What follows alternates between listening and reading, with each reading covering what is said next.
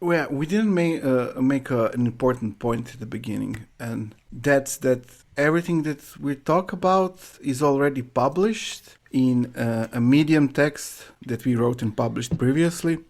So basically, everything that we say in this episode is based on that text and previous text, and the information that's already available to the public. That wasn't originally on this podcast. So we'll basically just repeat some of the things that are already public and published, and we'll comment on them. That's kind of the idea for this episode. It's pretty innocent. Yeah. Who could have a problem with that? Certainly not Nicola. Nicola Mirna might. Yeah, he might.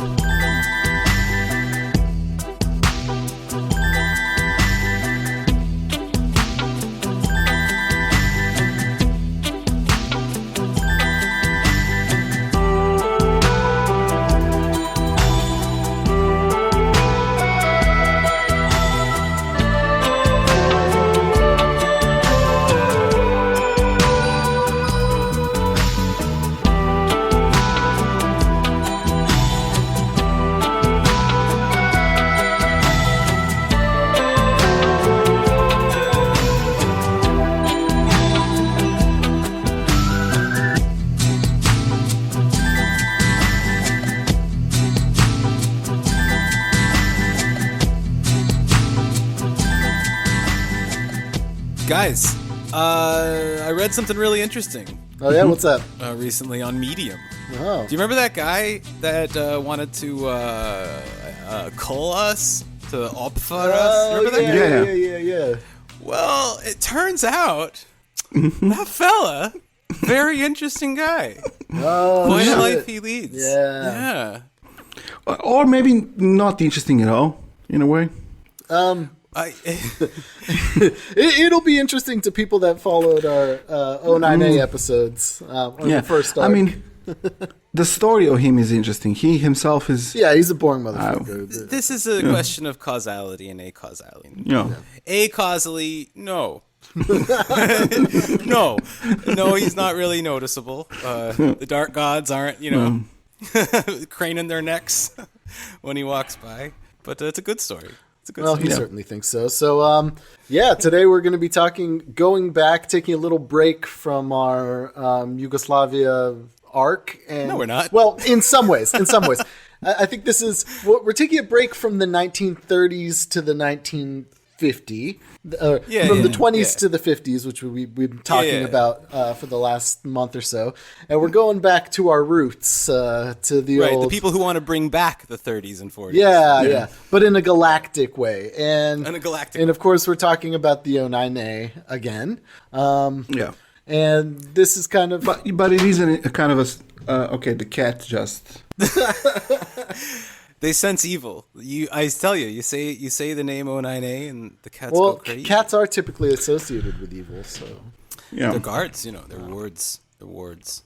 This episode is kind of a synthesis episode for us because as all of our listeners know, the first arc was mostly about the newest trends in international Nazi. The coolest Nazis. Pathology, and the terrorist, Nazi, Satanist, nihilist groups and we started that arc by talking about the Nazi Satanist group, Order of Nine Angles, and then in the second arc we moved to the topic of Balkan nationalism and fascism and collaborationist movements in the Second World War. So this episode kind of combines these things because we'll talk about annexion, as they call it, of the Order of Nine Angles that's based in the Balkans, or more precisely in Montenegro. And this is an annexion that we paid attention to as soon as we started doing the research, because we were like, holy shit, there's one in Montenegro, and not only is there one in Montenegro and in the Balkans in general, but it's one of the more important ones, and specifically one guy who is a pretty important person in the O9A. for a lot of reasons. And only there, really. Well, no. Well, not anymore. He's making a name for expanded, himself in other spheres, as they'd say. Different occult groups. Yeah. Yes, in some ways that is very true. So, I don't know. Should we just recap some of the things that we talked about, like some general things about the Order of Nine Angles? Yeah, let's Well, do that. you know, it's a quick thing to cover, isn't it? I mean, you know, who are the Order of Nine Angles? They're a bunch of fancy Nazis who have taken a bunch of different occult traditions, put them together as an excuse to like kill undesirable folks.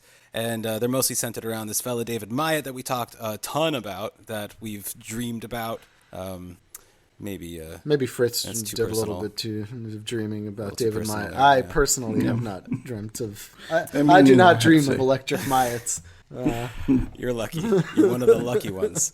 So the O9A had was not very big for a really long time. Started around the 60s and 70s, around the same time that David Myatt was getting introduced into the British neo-Nazi scene. Eventually joining Combat 18, which a lot of people will know. And the whole time, this dude's being this like Nazi enforcer for John Tyndall. He was also a dirty Satanist, writing a bunch of texts, a bunch of little spells, shit like that, talking about crystals vibrating, and also a lot of violence, anti-Semitism, Holocaust denial, etc. Yeah, David Myatt is a really weird British Nazi, one of the weirdest that came out of there. And what is specific about him is not only he's like a Nazi extremist, even by Nazi standards, like he was always pro terrorism, basically, and connected to those kind of structures, also that had some connections with the state. Yeah. The fucking cat. Go out. I mean, he opens the door and then does nothing.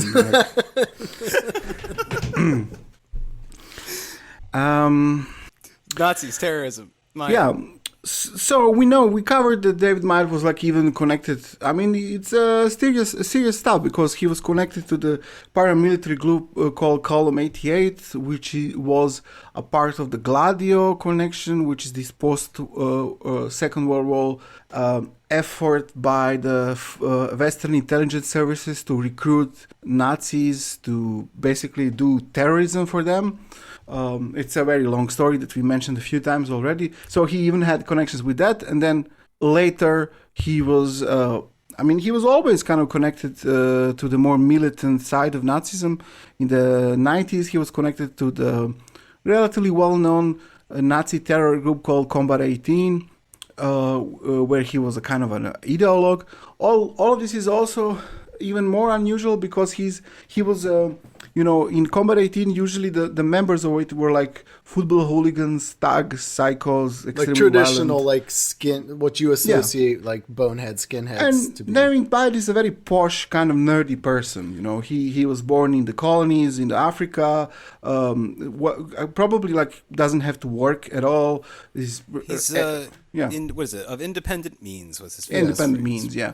And kind of looks weird, has this ginger beard, and looks like he was described as looking as a countryside gentleman or something like this. He rides his bike and looks like you would never look at him and assume, okay, this is like a Nazi terrorist or something like this. And not only he's a Nazi terrorist, he's also a Satanist. And not only that he's a Satanist, but he's a Satanist that wants to be the most evil Satanist. Yeah. So the whole thing that he invented with the Order of Nine Angles was like to say that we are the real Satanists. The others like want to say, no, the Satanists are not about killing people, human sacrifices, something like this. David Myatt said, no, that's exactly what we are about. We kill people, we make human sacrifices, and that's the point of being a Satanist, is to be evil. And to prove his point that he thinks all the other Satanists are full of shit, he named himself Anton and named his entire order after some temple of Set shit.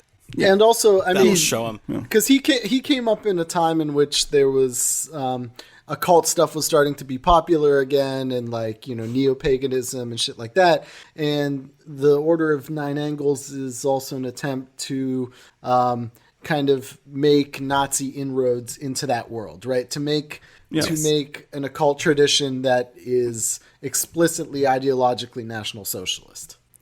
Yeah, and importantly, one of the key elements of this process is the insight roll, which I think is really what today's episode's about. Yeah, The insight roll, hopefully y'all might remember, a niner would spend 6 months living some alternate life, and usually that's a life that is very much different from the one that they wish they could live or the one that they're comfortable with. So they say if you really like chaos, be a cop. If you really like order, be an anarchist. Yeah, that's the point, to do something that's like completely foreign to you. Yeah. So that's an insight roll, and this is part of the. This is an integral part of the O9A Labyrinthus Mythologicus. Yeah. So, for example, David Mites claims that he was a Christian monk and a Buddhist monk. Yes. And we know there is proof that he was an Islamist extremist in the early 2000s, maybe even connected to Al Qaeda at some capacity. Although, interestingly, never became Jewish. Yeah. I wonder why that is. Yeah. They don't really like them. Yeah. And then we also, at some later episodes, we covered also an axiom of the Order of Nine Angles that's based in the US called the Temple of Blood, which is even kind of more extreme. And the Temple of Blood was in direct contact with David Might and involved in the main kind of organization of the Order of Nine Angles, but it went in even more kind of openly extreme way.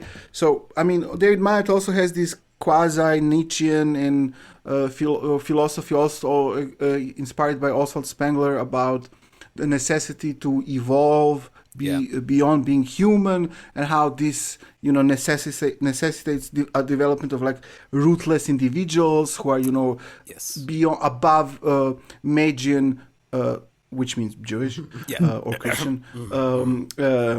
Ideas of right and wrong and so on, basically become kind of a psycho. That's the point, to evolve.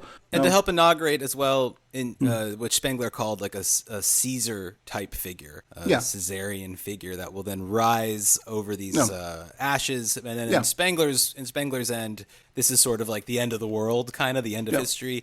And on Myatt's end, this is the start of the Galactic Imperium, where Star Trek is real. And so is Star Wars. Yeah, he's like a obvious kind of fantasy geek, but he's also a Trekkie, obviously. So his ideal is a kind of a galactic imperium, which would like a satanic Aryan galactic imperium, which is a bit different from Star Trek. A lot like Star Wars, though. But only if we get rid of, Jewish ideology, which they call Magian, and this idea that the Holocaust happened, if everyone just stops believing that, the next basically step would be Galactic Imperium. Yeah. And but the Temple of Blood, they are a bit more hardcore in this. So they use the same logic, but they kind of say, well, in order to evolve, you literally have to embrace sociopathy and become like a predator vampire who abuses prey and people who are weak. So they embrace and celebrate all kind of horrible stuff, from starting with mundane stuff like murder to pedophilia, child abuse, all kinds of horrible shit. We're talking about their literature at the moment. I don't know that we know. Unless you count Fleming, I don't think we necessarily know of the crimes that they've engaged in. We're talking about their ideology and the things that they write.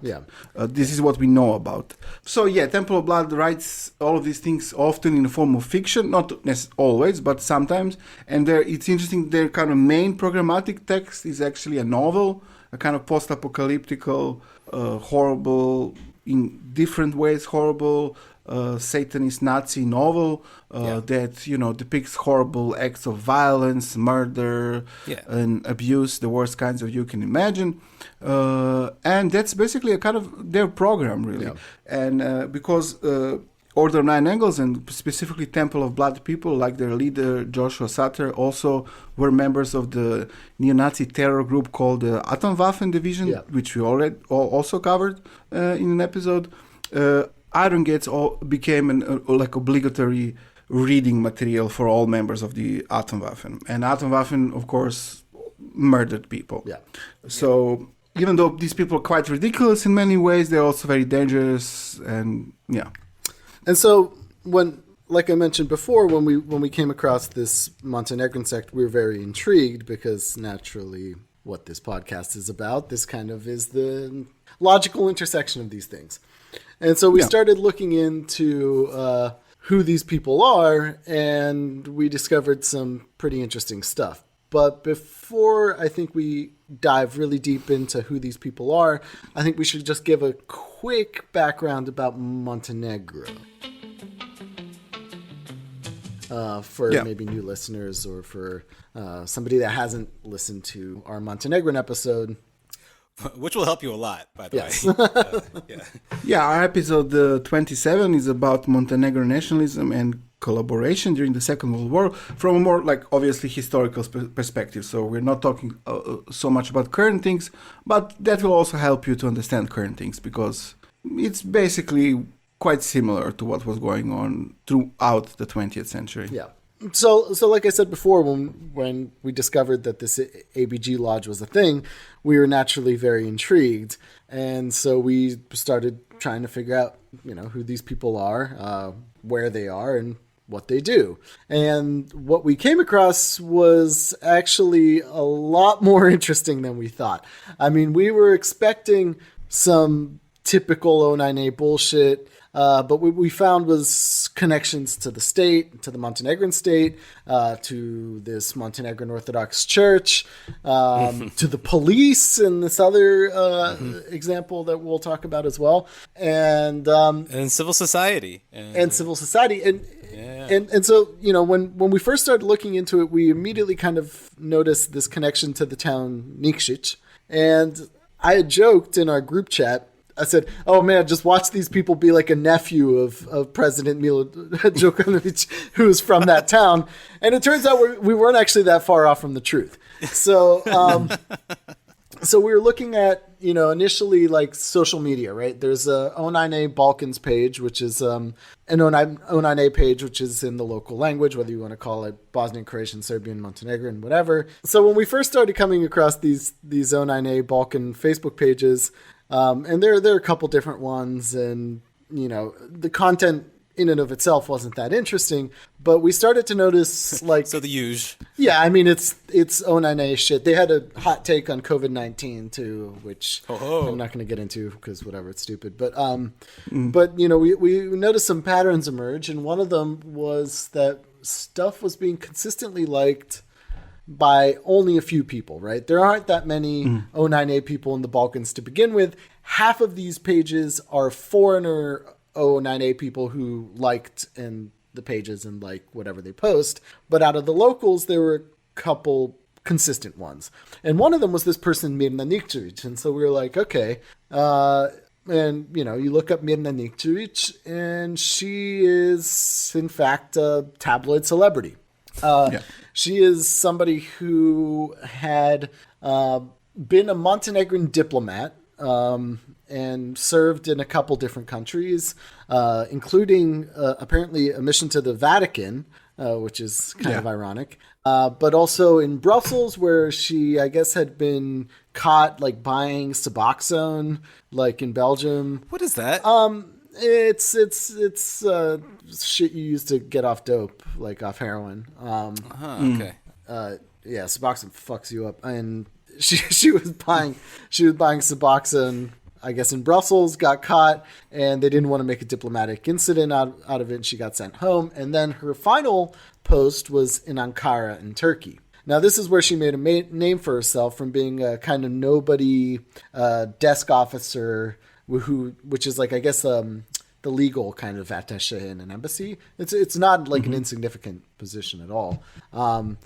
Going from that to being like, in all the headlines in Montenegro. And that's because a Facebook post of hers went viral. And this Facebook post was pertaining to this a major political issue that was going on in Montenegro, around the Serbian Orthodox Church and its property and the relationship between that and the state, which we'll get into in like just a second. But what's important to note here is that her comment was something along the lines of, I would take that temple, and meaning kind of the main Serbian Orthodox Church in the capital Podgorica, and burn it down with everybody in it. Class. And so naturally that didn't go over too well. She got in trouble with her bosses who, that's not exactly diplomatic language, as they'd say. And They would say that. She got sent home, and her name was dragged all over regional media. And she never stepped down from that at all. I mean, she didn't back off. She stood by her words and continued to kind of embrace this role of being against the Serbian Orthodox Church and kind of transformed it into this Montenegrin nationalist position. So why is she against the Serbian Orthodox Church in Montenegro? We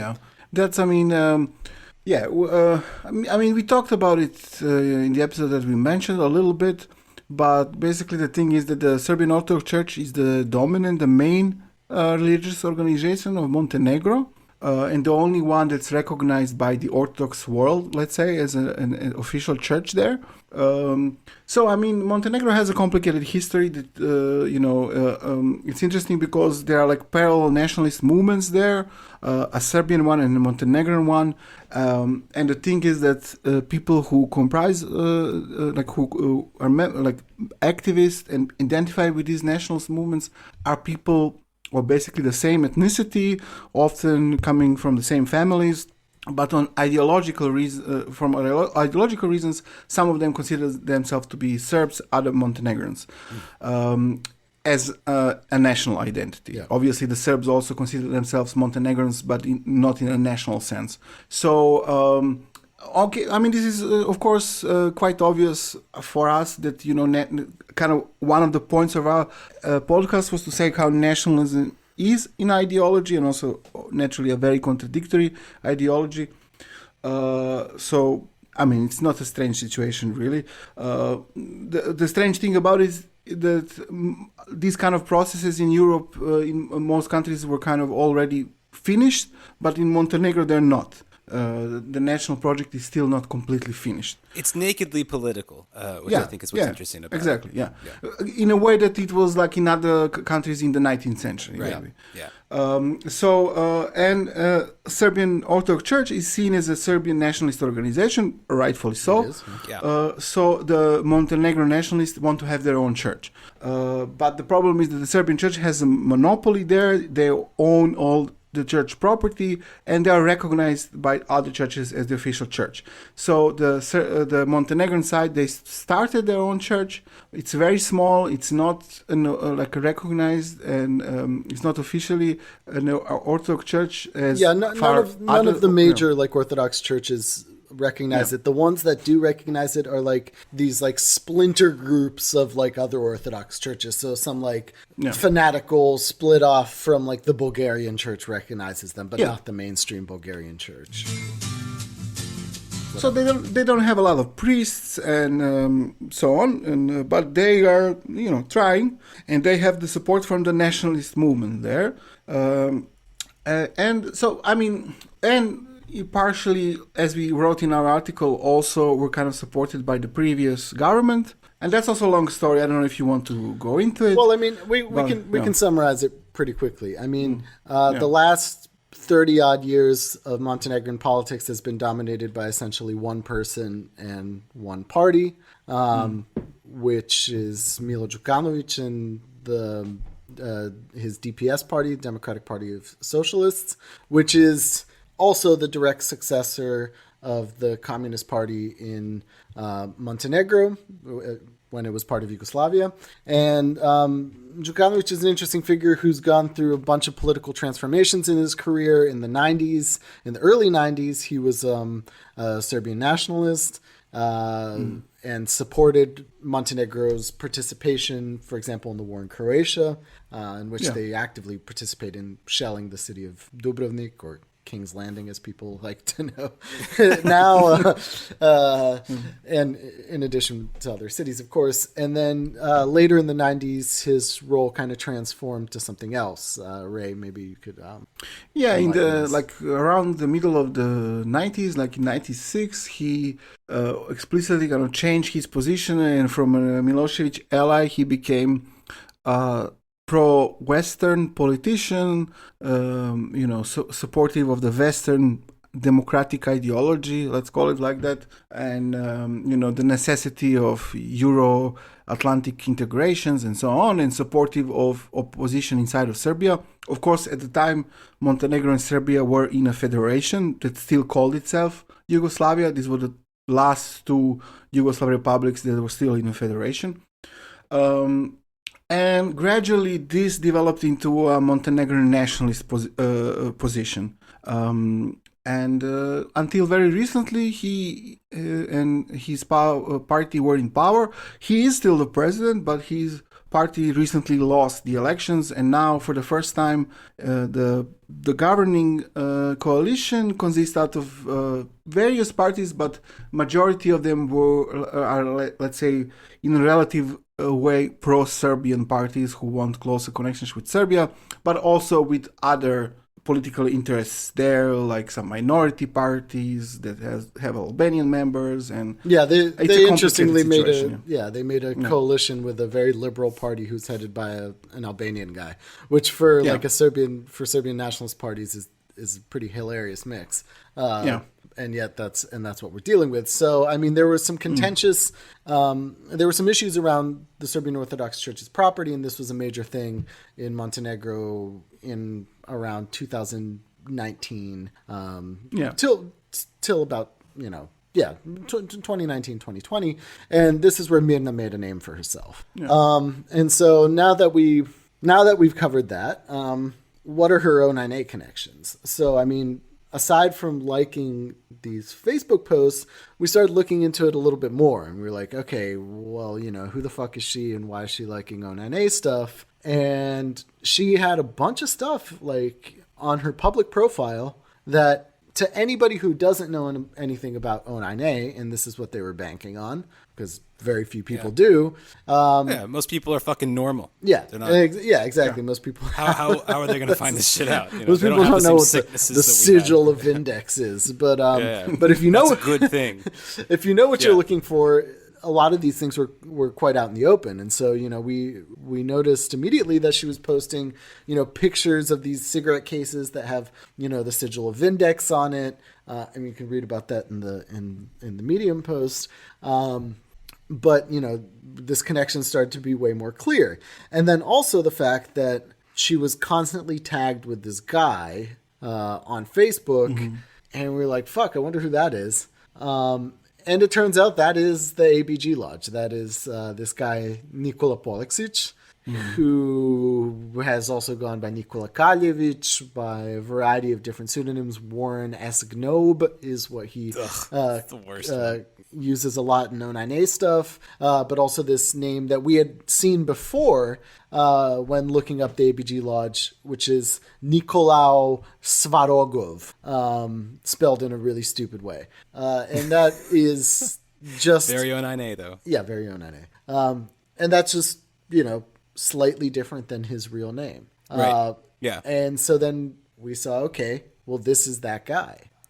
This is the fucking ABG Lodge. No. It's ABG guy. Yeah, it's ABG guy. And he's also the guy who recently gave an interview for Jake Hanrahan, the journalist. The interview was published as an interview with the member of the Order 9 Angles. So Nikola talked there about, ONA stuff in a kind of deceptive, not completely honest way, very similar to his idol David Mamet. Yeah. But with a noticeable, Yugo accent there. Yeah. And so, I mean, when that interview came out, we already knew who he was, and it was interesting to see what he was saying in that interview compared to like the shit that he was posting on Facebook. Because it turns out, the ex-Yugoslav region is very small in a lot of ways. People know each other. And if you start asking questions here and there, you can easily figure out who somebody's connected to. And Nikola is one of these totally not creepy guys who adds random women that he's never met on Facebook, in very large numbers. And so when you start picking around and asking questions, it turns out that quite a few people were friends with him on Facebook who had literally never met him, and they were all women. And that started to be like our in on some of the stuff that he was posting. And he posted quite a lot. Yeah, not shy. About a great many O9A things, including his ex-band Dark Imperium, which primarily produced like these O9A ritual music or whatever the fuck, however you want to categorize it, but that's what they saw themselves as. And his connection to like kind of various mainstream metal bands in Montenegro, which made him even more easily identifiable, because then, you know, you look at Encyclopedia Metallum and you see, you know, the list of band members and photos and stuff like that. And there he is. Yeah. Whoops. And also, so we kind of figure out that he's the person who runs the O9A official Twitter page, which is also kind of telling of his position there. He's quite well established. He's not just some like random, you know, O9A guy who's like somewhere on the margins in Montenegro. He is very much in the center of Order of Nine Angles things. Yeah, absolutely. And I think he very much sees himself. I mean, I've been saying this for a while, ever since we started looking at him, but he really, I think, kind of sees himself as some sort of Balkan David Myatt. Like he thinks of himself. He thinks very highly of himself. He constantly refers to how long he spent studying all these like esoteric traditions and texts. The figure that comes up all the time is 20 years. Oh yes, I've spent 20 years. Nobody will understand unless they spend 20 years studying the dark arts or whatever. And so he very much sees himself as this guy who's smarter than everybody else, who knows about all these traditions, and that is like kind of the rightful successor to David Myatt / Anton Long in the O9A. And in keeping with that, he has become the public face of the movement, right? I mean, he runs the Twitter, which we also found out kind of hilariously from other O9A people who have public profiles on Facebook, because they're idiots and like don't know what the privacy settings are apparently. And the fact that he did this, you know, interview with Jake Hanrahan, which is, to my knowledge, I mean, correct me if I'm wrong, but nobody's done an interview with a current O9A member. I mean, British media tried several times to get David Myatt, and he always said, I don't know anything about this. You can't connect me. You know, like it was, you know, they tried to ambush him on the street, and he said nothing, right? So in this sense, he really, you know, it got to his head, and he really sees himself as like the public face of that movement. And I mean, to be honest, he is a kind of a David Myatt of the Balkans, because I mean, he is a total dork and like a Nazi Satanist and a member of a pro-pedophile Nazi Satanist organization that in fact David Myatt started, and is from the Balkans. So I mean, I give him that. He's that. And well done. And he's slightly, I mean, obviously he's slightly smarter than some of these like people that are in the O9A or Temple of Blood or something. I mean, it's not a high bar. It's not a high bar, but you know, he's at least, you know, he at least can quote a lot of, he's read things, right? Yeah. Instead of, he can read, you know, make him our new outer representative. Yes.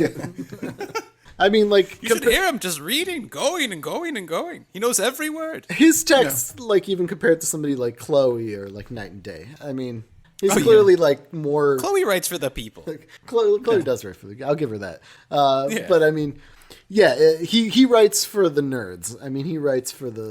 For the fucking. The people who know the lore. Yeah. It's full of little, like, you know, winks and jokes and asides and shit like that. Yeah. He thinks everyone's too fucking dumb to understand, but the problem is that people are too smart to follow the O9A as closely as we do. It's not really their fault. That's your fault. Too successful in their lives to bother. Yes, exactly right. So, that's our job. And so, in the interview that he did with Jake, he kind of talks about the relationship with the group Temple of Blood that we talked about earlier, and says how they are legitimately Order of Nine Angles and how he had contacts with them and their leader Joshua Sutter, but how he hadn't contacts with them in the years. And also he kind of says that there is this kind of internal conflict in Order of Nine Angles, or some, maybe not conflict, but differences of opinion. And he qualifies like his group and groups as like WSA, which is the Chloe Ortega's group, and the Temple of Damnaxian as he says a more progressive side of ONA, which is quite ridiculous to call it like that, because these like self-described Nazi Satanists who edited Nazi who edited publications with like pro-pedophilia stuff in them, including Nikola Polexin himself. Yeah. So, but it's interesting because relatively recently on the official Order of Nine Angles webpage, a text appeared written by Chloe Ortega, one of the kind of main Order of Nine Angles people these days, and she wrote about Fenrir, which is their official journal, subtitles the Journal of Sinister and Satanism, something like this. Yeah, Satanism and the Sinister, I think. Something dumb. Yeah. And she kind of wrote about the history of the Fenrir. So Fenrir started, I guess in the 80s by David Mamet on his typewriter, and then his friend and fan Richard Moult, aka Christos Beast, kind of took it over in the 90s. AKA the guy that's plug the only typewriter into the internet. the only guy that's done good O9A artwork, because the rest of it is literally children's He's a style painter, drawings. And then she talks about how in their like around 2010 a new team of Fenrir was made, and who they restarted Fenrir with the blessings of the old guard, and then she names Nexions, which are a part of the editorial team, and that's Temple of Blood and the ABG Lodge of Nikola Polexin and some other groups. And she basically says that they edited the 9 issues of Fenrir together. These are some of the most disgusting things that the Order of Nine Angles published. Some of these issues were the main editor was Jal, which is like someone from the Temple of Blood, so it's either Joshua Sutter or Gillian Hoy probably, or maybe both of them. Yeah, both. The Jal was at the time the outer representative of ONA. So one issue. Bad choice there, for real though. If it was between Jal and Ryan Fleming. Yeah. Yeah.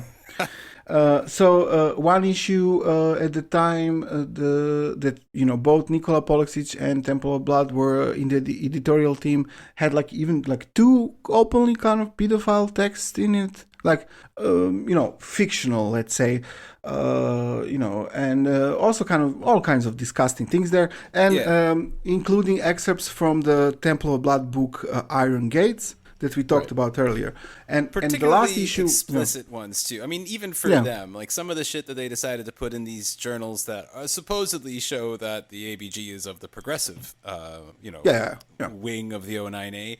These are open descriptions of rape, of infanticide, of all sorts of horrible shit, and of course, as Ray just mentioned, 2 very graphic pedophilic texts that for some reason they still defend now on our YouTube. And the kind of most hilarious thing about Nikola's disavowal of Temple of Blood, or trying to distance himself from it, is that when we were looking through all this shit on their social media, he posts a picture of Mirna Nikčević, Montenegrin diplomat and civil society member, reading an issue of False Prophet, which is the Temple of Blood publication. Yeah, that's their proprietary journal. Yeah, their local one. That issue in particular is about very heavy on insight role stuff, specifically in the military. And the Temple of Blood is pretty focused on getting their guys in the military, etc.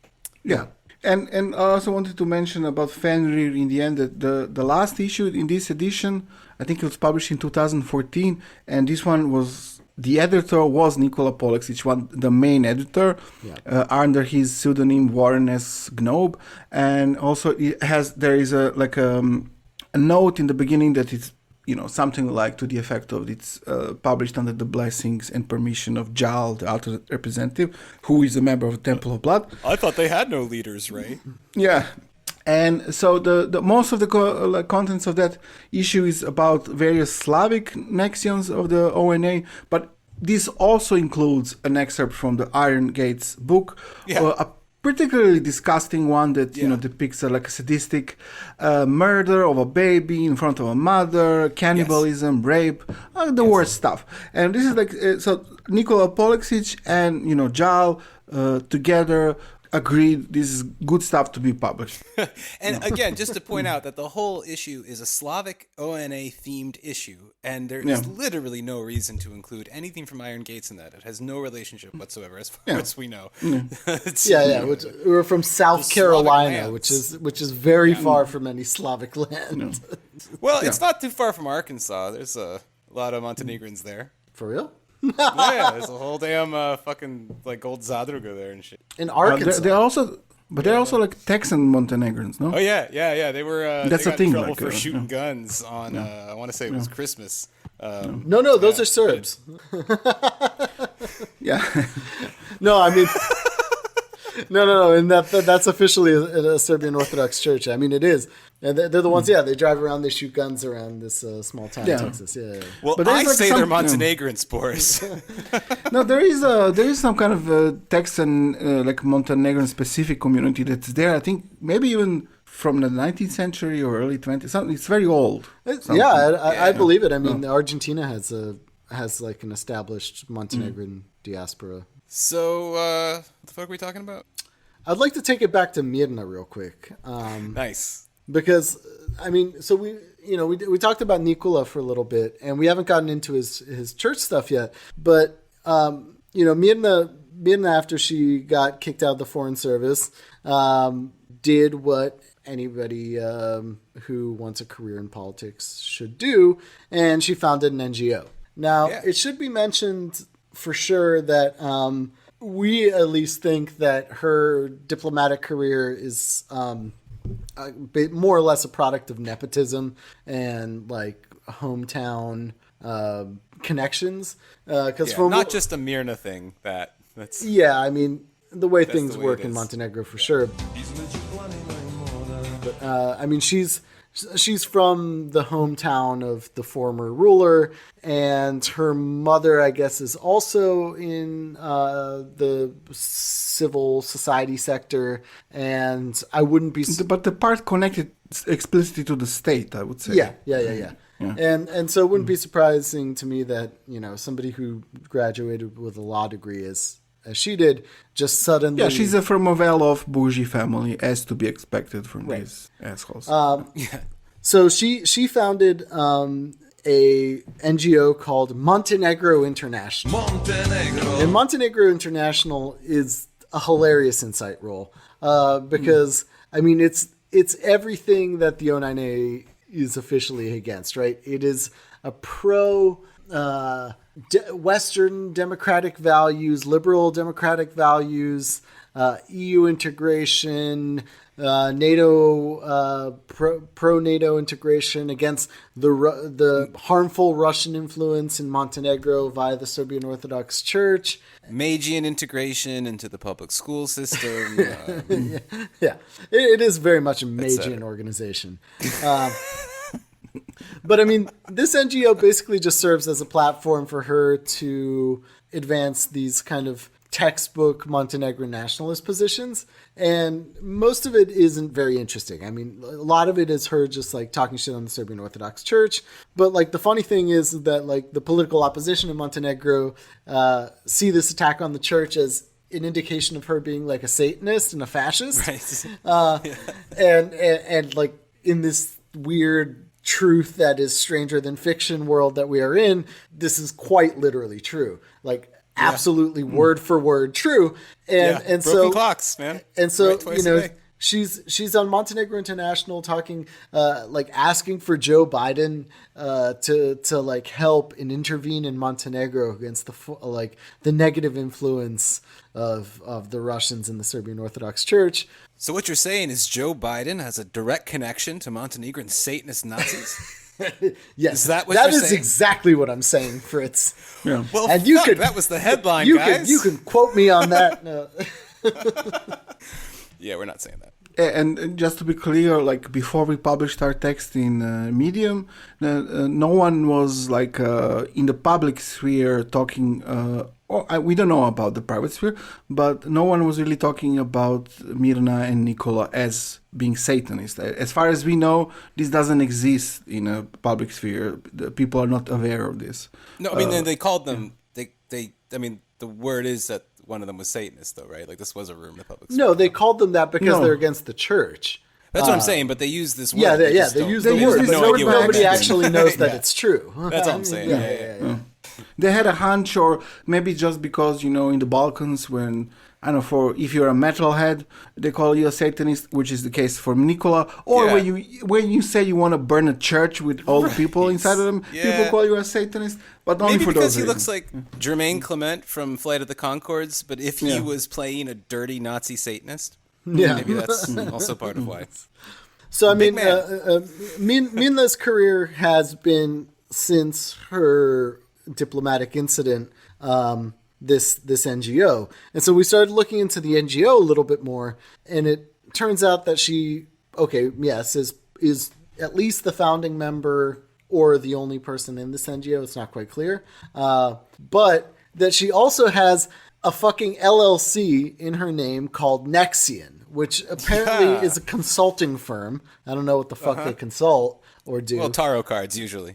Yeah, that might literally be it. But that she, so like, we're looking up information about this Montenegro International NGO, and it turns out that she's even more fucking explicit about the O9A connection than I think anybody else has been. Do you think any of the O9A like registered a company with the state using an O9A term? Yeah.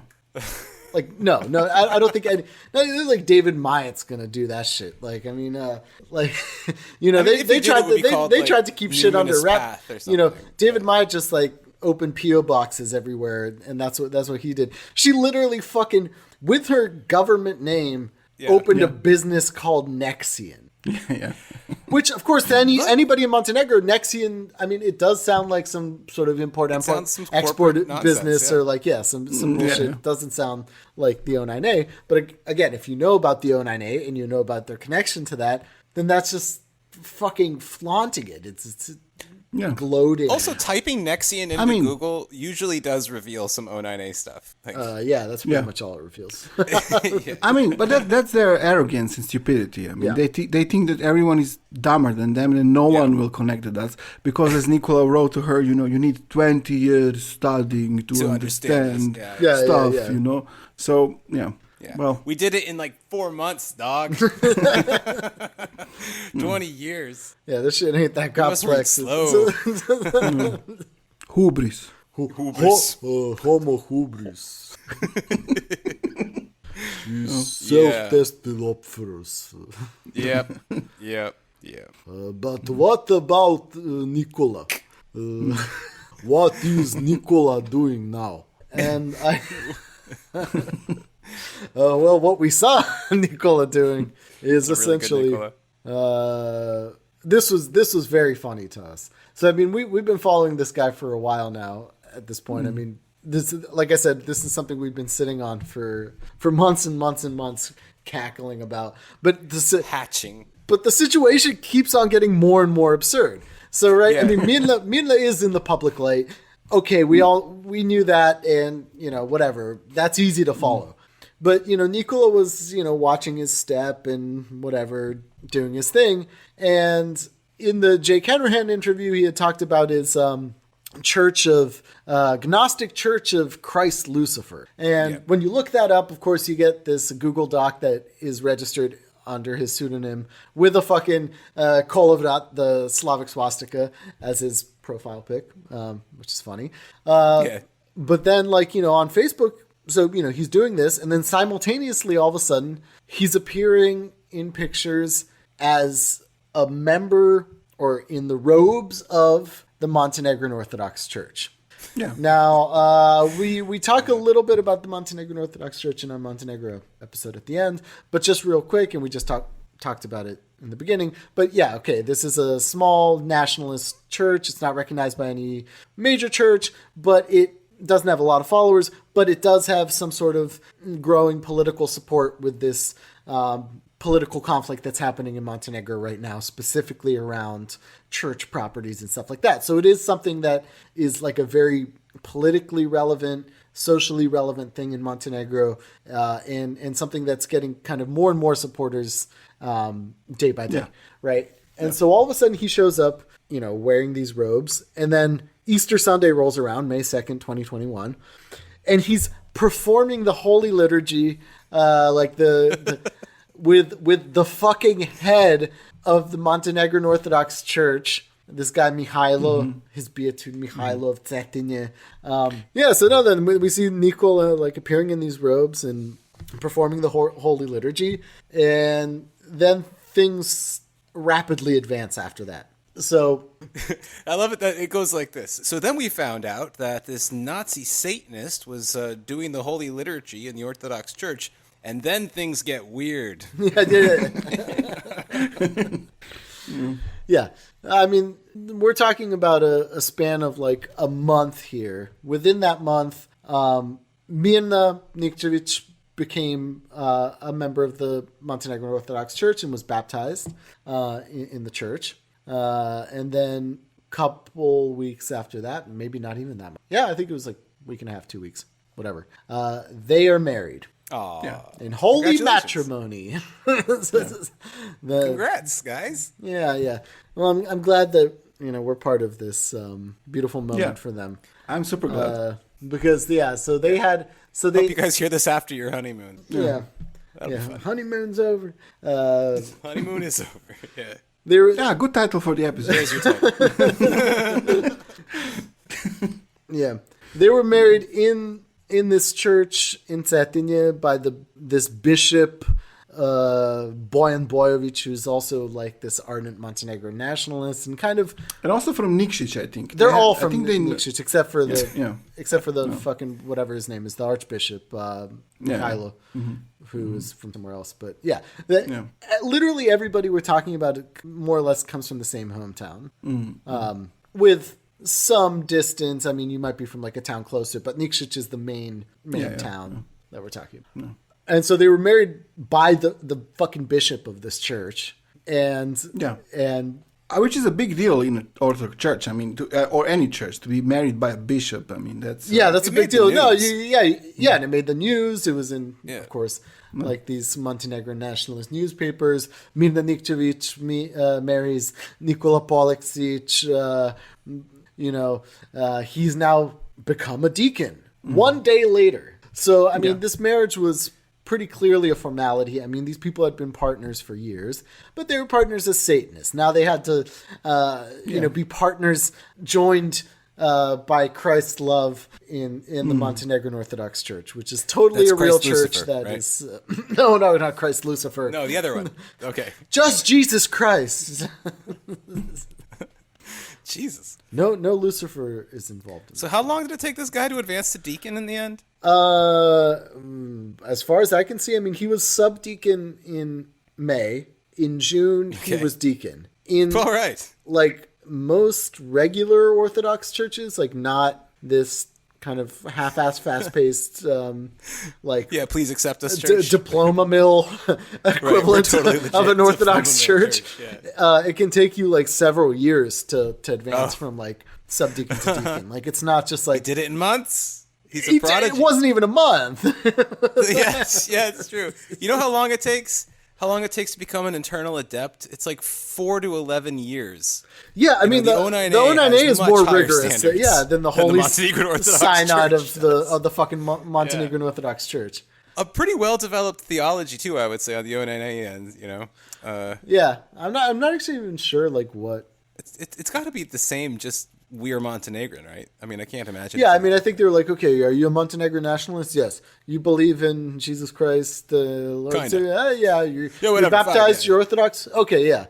All right, I can do that. And it seems like, from what I can tell at least, like he's on the fast track to becoming a priest. Because they want as many priests as they can get. They're clearly advancing him really quickly. And the whole marriage thing is, I guess, a formality for becoming a priest. Because Orthodox priests can be married and in fact have to be married, I suppose.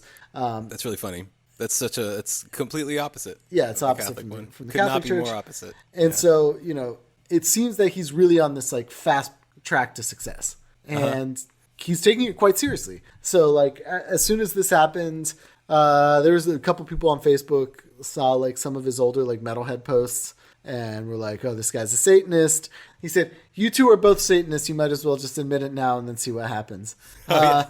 But of course, he deleted that Facebook profile and made this like really church-friendly one, which is them in front of the altar and in this church in Sardinia being Right. Christians. Yeah, but talk about the banner photo for a second. Speaking of his fancy new Facebook. Oh, the flaming bird thing. Yeah. Not such a clean face. Yeah, I mean, Still kind of flaunting. no, his he always connections. wants to flaunt the connections. I mean, like, Yeah. So I mean, he went from being an admin of like these weird cult groups, not just like O9A, but he also made like much like Temple of Blood, he had his own like Satanist Hare Krishna group on Facebook. Yeah, the same one that Temple of Blood started. Like, he had a branch of it, which is called New. Yeah, but it didn't have it wasn't called New Bihar Mandir, but it was more or less the same thing.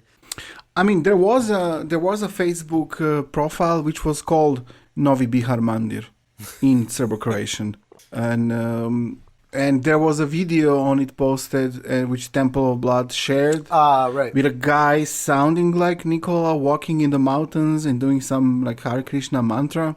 So, but the ironic part about that is that it says that it's a follower in Serbia, and so this is previous to his Montenegrin nationalist allegiance. I think you see in old ABG text he refers to language as Serbian. Yeah, apparently he's from Bielopolje, which is like a small town in the north, and it is very Serbian part of Montenegro. Well, it's very Serbian in the sense that the Serbs there are very Serbian, but it's, I think, actually majority Muslim. Ah, okay. It's in Sajak, but like Yes, because there are Bosniaks and then Muslims by nationality. So they over. Yeah. I think it's like Muslims by nationality push it over. Yeah, with together they have more than 20,000 people, and then and Serbs are at 15,000, and Montenegrins just below 8,000. So that's Bielopolje. Oh, that also kind of explains some of his Islamophilia as well. I mean, he feels very close to Islam. Yeah, I mean, I think very recently, maybe like even a year ago, he was saying how he's not religious in this sense of like Abrahamic religions at all, but the one that's closest to him is Islam, and now he's an Orthodox Christian priest. Deacon. Right. Well, yes. I mean, that's a rank of a priest. I mean, no? Well, it's a step. It's the step below a priest in the church. Yeah. Yeah, it's the guy that brings the stuff, and well, he can do a lot more. I mean, he can actually. I mean, like a deacon. There's also a step above just regular deacon too, but that's if you're not external deacon. The external deacon. Yeah, no, it is some like archdeacon, some weird Greek term or whatever, for somebody who wants to stay a deacon and doesn't want to become a priest or whatever. But most deacons do become priests. I mean, that's like the track that you're on. We had some confusion discussion about this when we tried to record this for the first time. Yeah. And about Orthodox stuff can be complicated because you can be a monk, you can be a priest. But if you want to be a priest, you have to marry. And if you want to be a monk, you cannot marry. But maybe you can be a deacon without getting married. But also you can be a monk priest. You could be a deacon without getting married, but then if you don't get married as a deacon, you can't marry as a priest. But if you get married as a deacon, you can be a priest. Become a priest, unless you decide to become a monk priest. Yeah. I mean, it is maybe obvious to the listener that we are not Orthodox theologians, and so... No. Well, neither is Nikola. Yeah, no, neither is Nikola because his 20 years... He's a Nazi Satanist. Yeah, he's a Nazi Satanist. And that is just what he is. So also in the interview, you mentioned that he mentions his own Gnostic Church of Christ Lucifer. I thought it was interesting because he does say in the interview with Jake Hanrahan how Nicola says, "I'm a Christian in some way," and then Jake says something like, "Well, doesn't that make you a Magian in the eyes of the O9A?" And he says, "Well, no, because I'm not a member of any or like a mainstream church. I'm a member of our own Church of Christ Lucifer, which has a kind of O9A interpretation of Christianity and is very much influenced by Nazi spiritualist occultist Savitri Devi." Yeah. Which has nothing to do with Christianity at all. I mean, she worshipped Hitler. Yeah, she thought he was like an avatar of Vishnu or something, right? Like, yeah. Yeah. I think this interview was like published in April, So, I mean, it's very obvious that he's not a sincere member of the Montenegrin Orthodox Church. No, he's literally doing these things simultaneously. Like he's publishing this like Gnostic Church of Christ Lucifer and also becoming a member of the Montenegrin Orthodox Church. Yeah. And it plays out in his like also fixation around social media, right? Because since he's become like a deacon, he's become like this admin on this Montenegrin Orthodox Church group. That's a private group, but it's like 4,000 or so members, which is a lot more than anything that he had before. And and even there, anything that like anyone from the O9A has had before. I think like so. Quite I mean, at least that we know of. Yeah, and this time it's not 30% fucking anti-fascist podcasters. Although actually a lot of those people do consider themselves anti-fascist, but whatever. That's a whole other. They're going to story. be mad. Yeah, they're going to be very mad.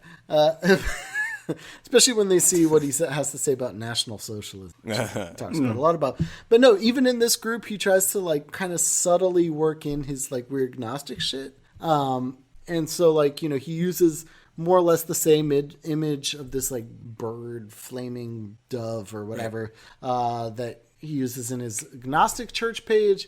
And then he made a Montenegrin Orthodox Church version and posted that in the group. And then like also posts like random shit like quoting scripture, but then also being like, all of us have both good and bad inside of us. Mm-hmm. And so like he's like subtly trying to work in his like weird Gnostic bullshit. Subtly saying, for example, I'm a Nazi Satanist. Yes. And That's also bad. an Orthodox deacon. Yeah. That sucks too. And I think it kind of flies in this group too, because like from what I can tell, that Orthodox, like the Montenegrin Orthodox Church group is pretty much anything but like a religious group. Like they don't sit there and talk about scripture. They sit there and talk about like Montenegrin nationalism, and the whole thing is like it's just a nationalist orgy basically in this group of just them like. To be honest, that's how Orthodoxy mostly works. I mean, in that sense. But like, let's be fair to like the big Orthodox churches in that they have like millions of members, like worldwide, and like have like a serious theological base, and there are all kinds of people that are in the church. Like, True. This is like they'll really fucking take anyone. Obviously, as long as you're like, Montenegrin, I'm Orthodox, they'll take you. I mean, that's it. There's no like criteria. There's no like process to go through. I mean, at least in the Serbian Orthodox Church or in any of the other ones, there's probably a wider spectrum of opinions than just like I am a Serb or I am a Montenegrin. Yeah. Because, I mean, like, those churches also have, like, branches in the U.S., UK, Europe, South America, Australia. They have, like, converts who, have whatever. The Montenegrin Orthodox Church is strictly centered around just being a nationalist church, and that's it. There's nothing else. Yeah. There's nothing else to it. Or even, like, centered around the idea of not being Serb, in some sense. Yes. Yeah.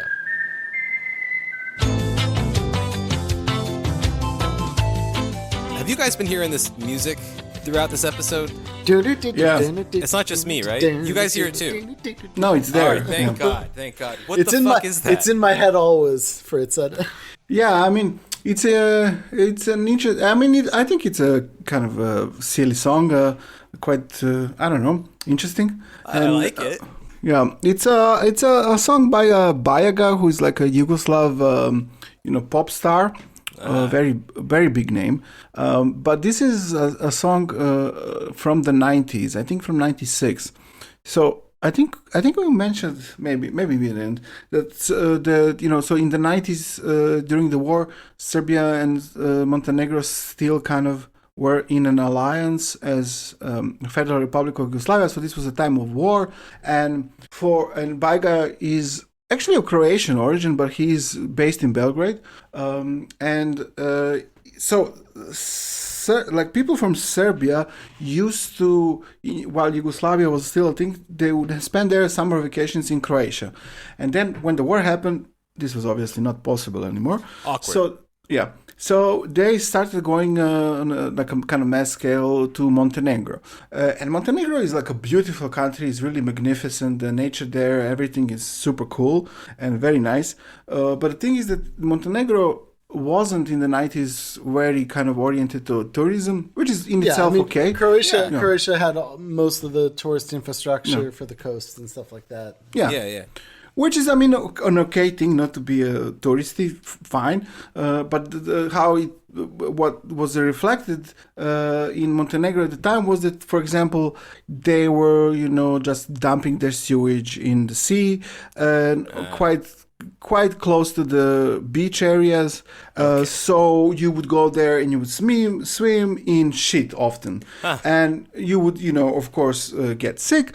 And then you would spend, first half of your vacation vomiting. Montenegro. And when you were a kid from Serbia going there, you would thought, okay, this is, what a vacation is.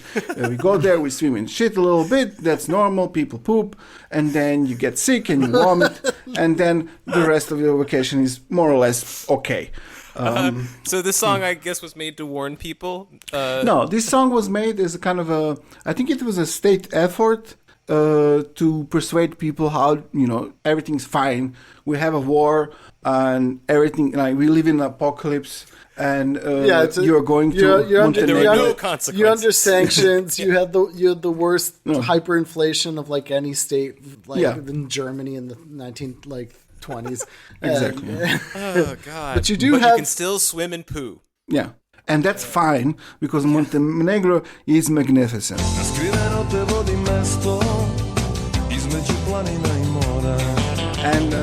And so it's a kind of an anthem of how swimming in shit in Montenegro is just fine, and like it's better than you think it is, and so this is I think appropriate for this episode, because basically that's what we're doing. Yeah, we're just swimming in shit in Montenegro, huh? Yeah. Yes, yeah. And to be clear, I mean, like the problem with this sewage and stuff wasn't made any better by the fact that like people that were going to vacation along the large Croatian coast were suddenly forced to go onto a much smaller coast. Exactly. With like really rapidly developed bad infrastructure to accommodate all these tourists. And then you just fucking funnel all that shit into the water where everybody's swimming. Yeah, sure. So like, I think in 1982, like any possible place you went to on the Montenegrin coast would have been great. But in 1996, all of Belgrade could only vacation in Montenegro, and they built a bunch of crappy shit to accommodate them and literally had them swimming in poop. Yeah. I'm just not trying to hate on Montenegro now too much. It's not so bad. Yeah, I feel like they're vulnerable because, of this whole Satanism thing. I don't want to be like a anti-Montenegrin chauvinist now. Like, I like to go. Right. Do you think there's a danger of that? I don't know. Well, I mean, the Montenegrin nationalists that somebody's still going to defend them. I don't know. Actually, I don't think so. I think we made a pretty clear case against them. Yeah. But maybe they might have some stragglers. But to make it clear, we're not against. We like it very much. I like Husi, the party rapper. Do you like Monte Beep? Not as big a fan, I gotta say. Not as big a fan. Yeah. At least, I mean, they never expected international success, that's for sure. Yeah. Well, they didn't get it. They didn't get it. All right, that's a lot of esoteric Montenegrin rap references for you. Yeah. Now back to the show. Now back to our programming. So one of the more ridiculous things we saw on Nikola Polaksic's Facebook account, one of them the one with the Greek name was like, it was very interesting because there is a parallel to David Mamet and the whole thing, but it's also very ridiculous and funny. I think it was I don't know, 2 years ago or something like this. There was an incident where, I mean, a Facebook incident where I guess Nicola was seeing some teenage girl, a very young girl in Montenegro, and then her friend or a relative, I think, appeared on Nicola's Facebook and started like talking shit to him and calling him a pedophile and a Satanist for like trying something with this relative of his who is very young. Satan is probably just because he knew that Nicola is a metalhead. I don't know if this kid knew anything more about him. Probably not. Well, I mean, he does look like one. Since we've already established the fact that like he likes adding random women on Facebook, this seemed to be one of these cases because I don't actually think they had like really met each other so much. It wasn't so clear from that conversation. They were just like it wasn't clear. Friends on Facebook, and he kept on saying, "I'm her spiritual advisor," which is like even more creepy than like if somebody's accusing you of being a creep and you're like, no, I'm not a creep. Like, whatever, I'm just friends with just reading the Bible. Yeah, exactly. I'm a guru. Nothing creepy about that. Nothing bad has ever happened in this relationship between spiritual advisors and no. children. No, that New Age shit is legit. Yeah, so this guy called him a pedophile and a cult, like Satanist sect, whatever person. And turns out he's the head of a pedophile Satanist sect. So, well done, guy. He did what he looked in the mirror and he said, "What would David Mamet do?" Yeah, and I'm imagining him like he went to like a secondhand shop, bought like a tweed jacket. Like put it on. Patches on the elbows. Yeah, like hopped on put a bicycle. Basket on his bike. Put a little basket on his bicycle. Waited for it to rain. Rode it around Podgorica and then said, "What would David do?" And what would he do? What would he do? I'm not connected to any of this. It's nonsense. And he looked at himself in the mirror and he was like, "Well, the gentlemanly thing to do is to challenge this guy to duel." and this is exactly what he did. So this guy is like, God, of course. It's like, stop talking to this girl, you fucking pedophile Satanist. And he's like, well, I challenge you to a duel, a gentlemanly duel with cold arms. That's very Maya. Yeah, very Maya. And what was ridiculous about it was the kid was like all the time. I mean, it was a ridiculous conversation where he was saying, it's a gentlemanly thing for you to accept my invitation for a duel, and the guy was saying, well, you can just, you can suck my cock, basically. And then Nicola would say, well, you're so immature. This is like a unique opportunity for you to prove yourself, and so on. And the guy would respond, well, this is a unique opportunity for you to suck my cock. And so it was like, endless stream of such dialogue. Yeah, like over and over again, just like this guy's response was like, he's like, but I'm asking you to defend your honor on the field of battle with like, cold weapons. And he's like, yeah, I got a weapon for you right here, Bill. Hard cock. Well, kudos to this guy. Like, not only did he just, I guess, stumble upon this guy being like the head of a Satanist order of pedophiles, he also knew exactly how to respond to O9A bullshit, which is... Well, I suspect that, like, we would not get along with this guy at all, but it is just like immensely fucking hilarious. We don't have to like him to take a lesson from him. When someone does it right, we should say that. This is the right way to respond to the O9A. Absolutely. He gets the last word too, because again, can I guess which word it is? It is cock, but it goes, it goes in this very Nicola David Mamet kind of formulation again. He keeps saying, "I'm offering you a gentlemanly battle," and so the guy gets the last word and he says, "Well, gentlemanly suck my cock."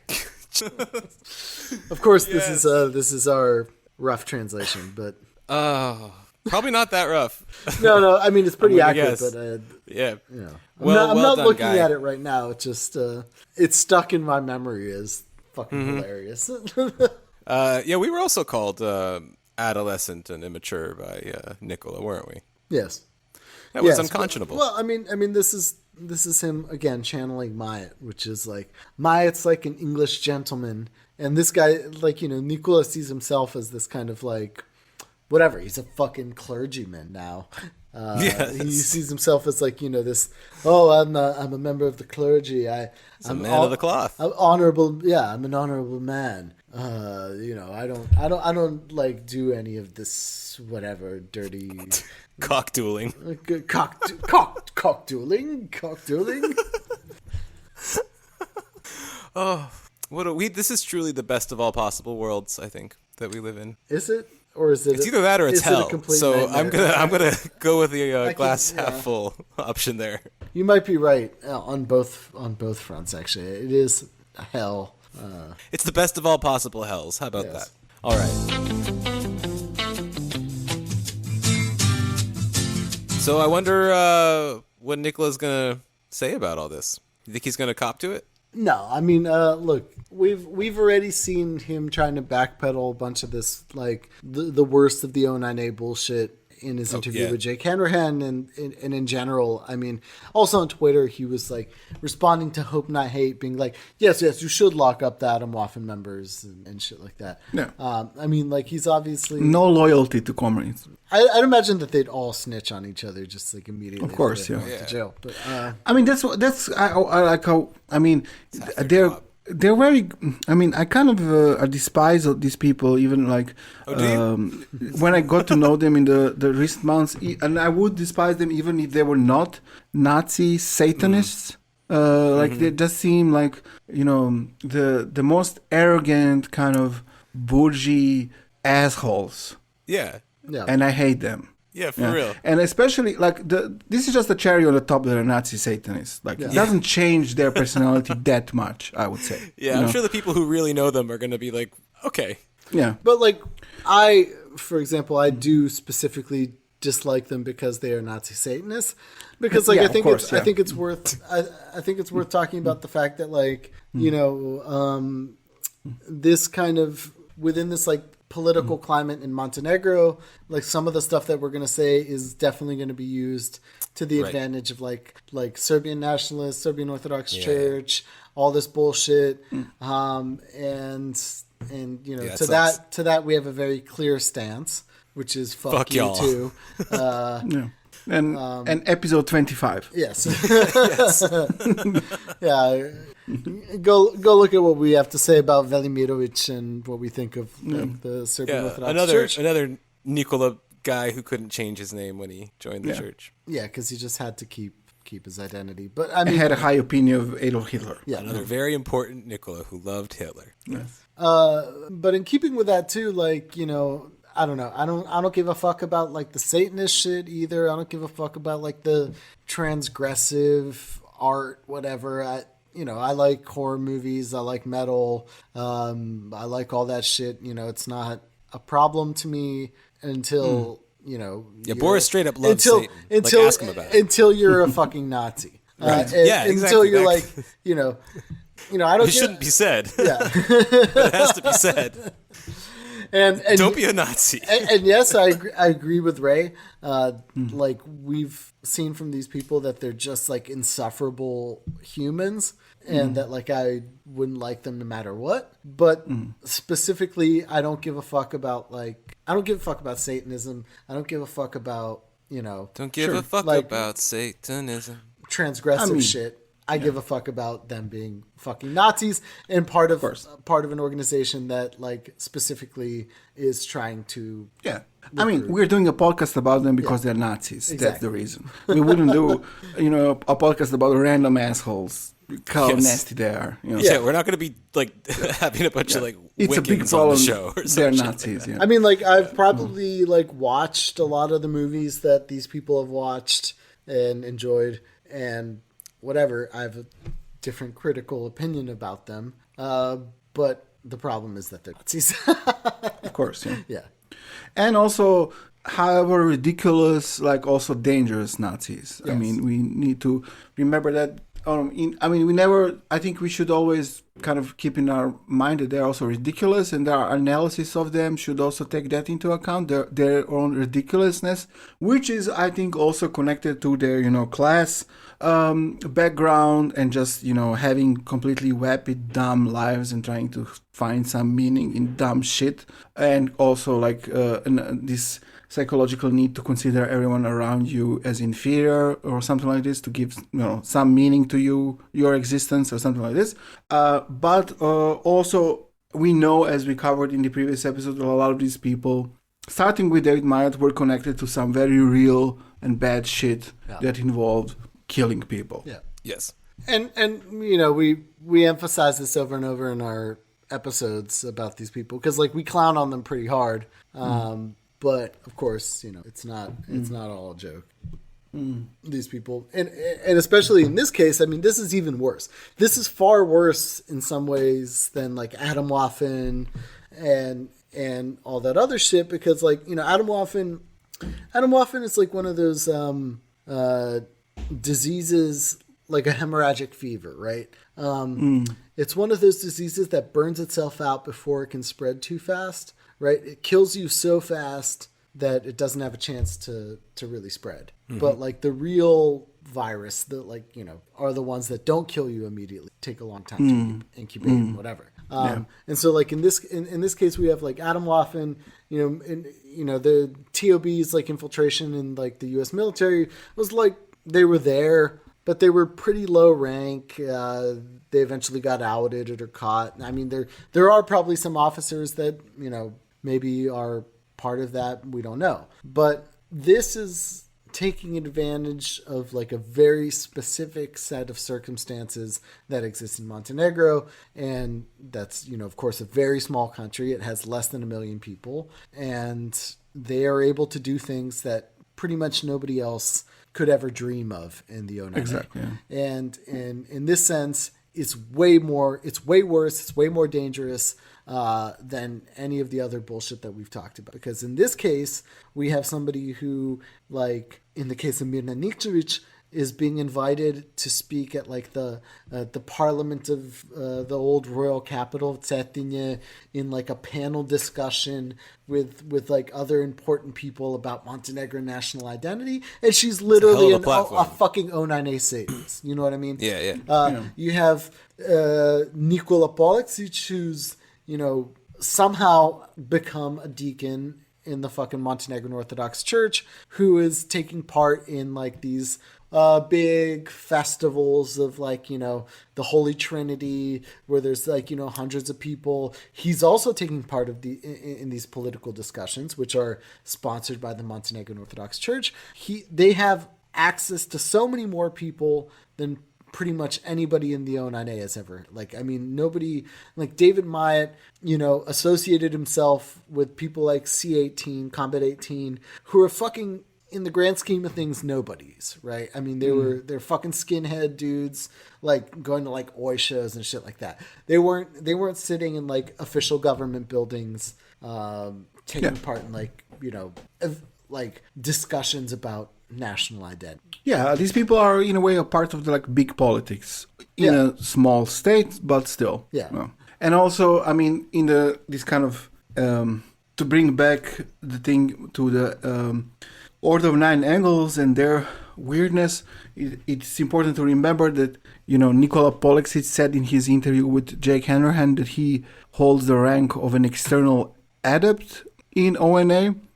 And if you read our Medium article, you will see that to hold that position, it means that you had to go through the process of calling someone, which is basically another way to say to kill someone. Yeah. So, according to the rules of the Order 9 Angles, Nikola Poličić had to perform a human sacrifice in order to become an external adept, which he claims he is. Yeah. He'll get all, fucking wishy-washy about it in the hand-to-hand interview. Although from what we've seen, the O9A is quite more rigorous than the Montenegrin Orthodox Church, and quite a lot, and how long it takes to advance. So Yeah, that should really worry you, Montenegrin Church. Not good. All right. Well, I guess that about does it. I guess so. I don't Yeah, know. are we missing anything? I don't know. I hate these people. And I don't know. It will be interesting to see what happens. I expect something will happen. Also, I think that we have amongst our listeners some journalists, I think. And if you think that this is something worth writing about or reporting more on, do that. And if you think that in such a way you could maybe help our podcast reach a wider listening base, that would be just swell. That'd be super. Yeah. That'd be super. Yes, we would like that very much. Yeah. And I hope the listeners, the longtime listeners here, have enjoyed our return to the ONA.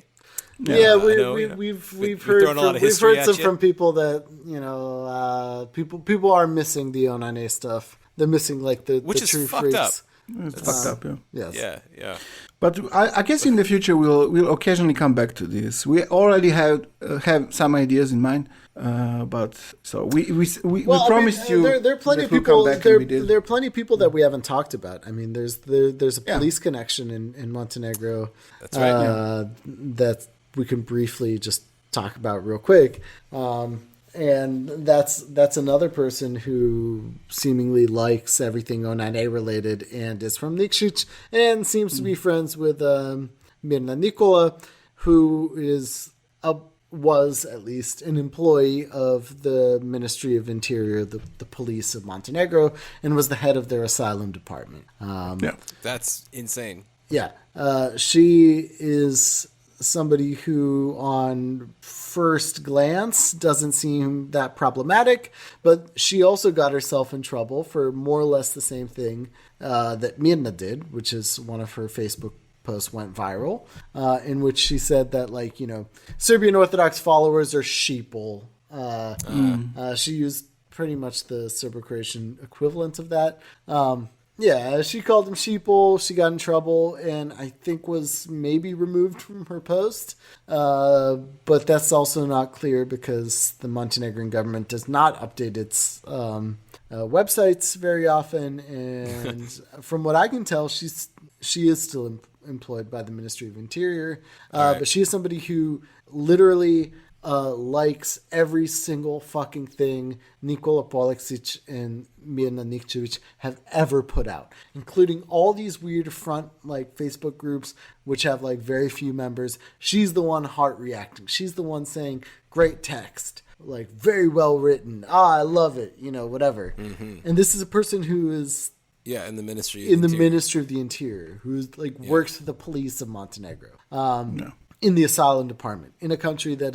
fucking nuts. On the transit route for migrants coming from the Middle East to Europe. So yeah, that's bad. Yeah, I mean, the more you look at it, the crazier it is, and I'm certain that we're going to come back to it soon. Oh, we will, but also not only to I have some ideas about other parts of the world that we should cover in connection to ONA. It will be quite interesting in a different way, I would say. Oh, yeah, absolutely. Yeah. We're going to take you around the world. Yeah. Nexian by Nexian. Nexian, we will... Last stop, Saturn. Is it Saturn? Wait, what's that? That's Vindex's planet. Yeah. Okay. All right. All right, well, I think that's enough swimming in shit for one day. Let's towel off. Get ready for the next one. Yeah. Okay. We'll see next week. We'll see. Still haven't decided if next week will be return to the normal second arc Balkan stuff or some more ONA stuff. We'll see. Yeah. But there will be. I think in the following month there will be at least one or two more ONA episodes, I suspect. Yeah, for sure. Stay tuned. All right, guys. Later. Ciao. Ciao.